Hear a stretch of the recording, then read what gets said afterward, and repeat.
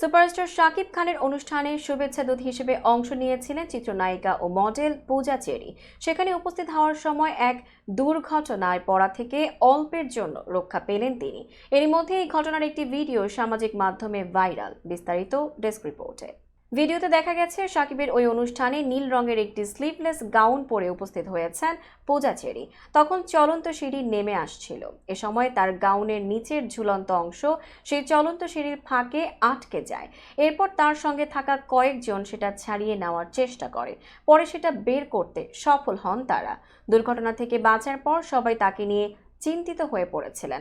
ছড়িয়ে পড়া ভিডিওতে নায়িকার এক ভক্ত লিখেছেন, ভাগ্যিস খারাপ কিছু হয়নি, তবে এমন ড্রেস পরার সময় সাবধানতা জরুরি। যে পোশাক সামলাতে পারে না সে পোশাক পরতে যায় কেন? আরেকজন আবার খানিকটা কটাক্ষ করেই এই মন্তব্য করেছেন। সম্প্রতি রাজধানীর একটি 5 তারকা হোটেলে ঢাকাই চলচ্চিত্রের শীর্ষ নায়ক শাকিব খানের ডাকে তারকাদের হাট বসেছিল। উপলক্ষ ছিল একটি ক্যাম্পেইনের উদ্বোধন। শাকিব খান ও পূজা চেরি ছাড়াও সেদিন অনুষ্ঠানে ছিলেন সিয়াম আহমেদ, পরিমণি, বিদ্যা সিনহা মিম, দিঘি সহ অনেকেই।